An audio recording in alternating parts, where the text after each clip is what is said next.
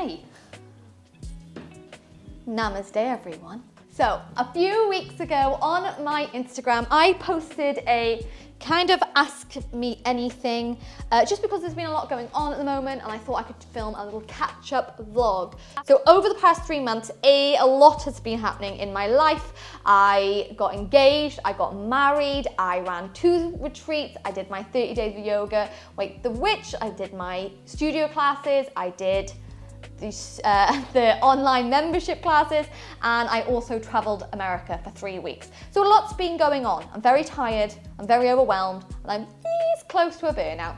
So I thought before I go to my bed and not leave for a few days, I would film a kind of catch-up vlog just to let you know what's been going on, to answer your questions that you sent me over on my Instagram, and yeah, just have a lovely little chat over a cup of tea. So I'm not gonna lie, a lot of these questions were about my wedding and getting married, but there were a few talking about my yoga retreat. So I'm just gonna jump on those. So one of the questions asked about how did my yoga retreats go and if I was gonna hold any more next year. And yes, I am definitely holding some more next year. I've got some dates sorted. I'm just trying to sort out all my lovely little guests that are coming on there, i.e. my swimming, on the witchcraft stuff, and sound bath and all that kind of jazz. So I'm just sorting out those details. But my retreats were everything. I can't describe how nervous I was. Oh my God, it was awful. I was so terrified about it going wrong or about people just not liking it, and you know, all those kind of things you worry about at midnight when they're pointless worries. But it was magical. Oh my God. It was so incredible to meet all these beautiful souls from everywhere in Britain, even America, and it was just incredible. It was more incredible as well to meet people with kind of the same mindset as you and same spiritual beliefs. You know, obviously I'm from a very small little Welsh village and witchcraft is not really spoken about down here. So it was incredible to be able to discuss it openly. Hello, Pussycat. It was incredible to openly discuss it and do rituals and spells without being judged and feeling like you really were in a little witch's coven. Don't go. But no, it was absolutely amazing, and it was just everything. After the weekends are over, I was exhausted, but I felt like I was glowing. It was just epic. And I am definitely planning some new retreats for next year. I've got some day retreats with one of my best friends that we're planning, and yeah, and then we've got some longer, I got some longer dates towards the end of next year. So keep an eye out for those. If you want to keep an eye out on early releases, dates, etc., then make sure you sign up to my newsletter and my emailing list, or whatever it's called, over on my website, www.theyogiwitch.com. I will include a link in the description box below. But yes, retreats are epic, definitely more coming next year. They were everything. So next question, did you do anything fun for Samhain this year other than get married? Yes, I did. I posted a little reel over on my Instagram about my Samhain day out. Sam and I were actually in Big Sur for Samhain. So what we did, we went for a lovely little hike to the coast. We went and got brunch and coffee in my favourite cafe there called Nepethine. Then I did some yoga by the river and played around with that. And then we went to this really cute little country inn and had dinner before sitting around the fire, doing a fire ritual, watching the classic film Halloween, and I even got to see a raccoon in real life. Now, if you are from America and you're watching this vlog and you are shocked by my excitement to see a raccoon, we do not have them in Britain. They are hilarious little creatures. Evolution really did them dirty by giving them little bandit eye masks. They are huge. They were way bigger than I thought they were going to be, and they were just so cute. Oh my God, they were so cute. So yeah, that was the highlight of my Halloween, was seeing 2 little raccoons by our camper van. Oh, it was epic. This year, it was absolutely perfect. Just being in the woods, being in Big Sur in California, one of my favorite places in the whole wide world, and it was just perfect. I loved it. But you can see the entire reel over on my Instagram at The Yogi Witch. There are so many messages and questions about the wedding. A lot of them talking about, like, did my parents know? When did we decide to do this? Why Vegas, etc., etc. So I'm just going to do like a summary of Sam and I's wedding. Sam and I have always kind of known that we were never going to do a big wedding. The idea of it makes me nervous. I know how much of a perfectionist I am, so I would have just ruined the entire process, and I probably would have been the world's worst bridezilla.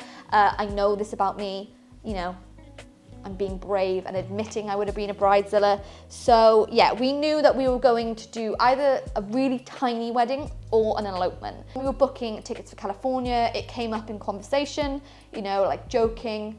Well, he was joking, I was not, about Vegas and the possibility of eloping there. We did a little bit more research and we found a church that we really liked there because you could live stream, and it was so beautiful. It was called the Little Chapel of the West, and it was where Elvis got married in Viva Las Vegas, and I love Elvis. And so it kind of started coming into place from there. So did my parents know?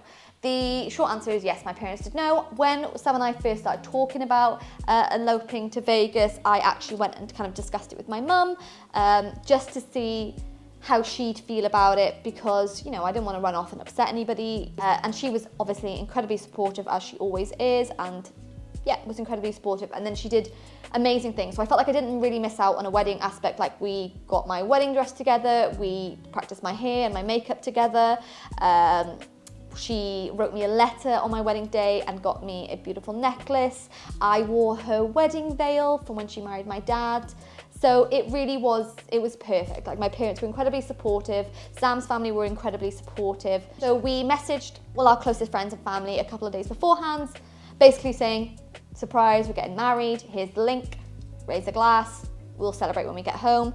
And yeah, that is basically how we told everybody. Very chill, very relaxed. The wedding day itself was the most magical day of my life, I'm not gonna lie. It was everything. I was super nervous, but it was just, oh, I could cry. It was just so perfect. The actual ceremony itself was short and sweet. It was about 2.5 minutes, and it was perfect. It was just Sam and I, the minister, and then a photographer acted as our witness and took photos. I did not know that weddings would be so emotional, and I just cried the whole day from pure happiness, and it was just everything. Your wedding looks so beautiful, and I'm absolutely obsessed with your dress. Please tell us about your bridal inspiration. I love my dress. I can't describe how much I loved my dress. Oh my God, it's everything. When my mum and I, you know, spoke about what I would wear for my wedding, I didn't really know what I was looking for. I knew I kind of didn't want like one of those like big wedding dresses, just because it was hard to travel with, and it was kind of like pointless to me, just because I was only getting married for 2.5 minutes. There's no like celebration afterwards, so I didn't need anything super fancy, and I wanted something that I could wear to the elopement and then also to the party. So I did look for like a jumpsuit, a really gorgeous white jumpsuit, but I couldn't find anything that I super liked. And then my mum sent me a link to this website called Wolf and Badger, and that is where I found this dress. I tried it on, and it was like, oh, just an epic moment. It fit like a glove. It's so beautiful. I felt like it was very much inspired by wildflowers and the desert and everything vintage. So my kind of inspiration for the wedding day was Priscilla Presley. So I wanted like the beehive, which fell in the heat, obviously, and the weight of the veil. And then I wanted kind of classic 50s makeup, and then that kind of like Las Vegas element to my outfit. Look at me talking like I'm some sort of fashion influencer. I really wanted a vintage kind of aspect for the actual Vegas wedding. I wanted it to look vintagey, like we've just run out of the 1950s or 60s. And yes, so when we then took photos in Joshua Tree as our actual, almost like wedding photos, like, you know, you show the kids and stuff, that is when I wanted to look like Stevie Nicks. I wanted Stevie Nicks inspiration. Everything that about this wedding was down to the dot above the I.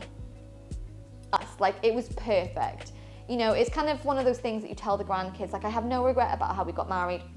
I have absolutely kind of no regret about it. Yes, it would have been nice to have people there, but I loved everything about it. It was so us, it was so in the moment, it was so romantic, and It was everything. So I won't take up too much of your time today if you're still watching this little vlog. I thought it would just be a quick kind of catch up, and then maybe I'll do something like a little bit more towards the end of December, chatting about 2023 and 2024. But I thought I'd finish on this question, which was so beautiful and I really liked it. How do you feel about the next chapter of your life? It's been a roller coaster of emotions since we got back from California, just because I've been very busy and just some other personal issues. So I feel like I've been almost kind of lost perhaps in my emotions. I think would be a good way of going about it. You know, I'm back in counselling again, not over anything particular. I just want to do, as my friends say, like an MOT in your mind, just check in and stuff like that. But sometimes I think in life, you have to be a little bit lost to kind of find your way again. I feel even more inspired by this next chapter and even more kind of driven to do it.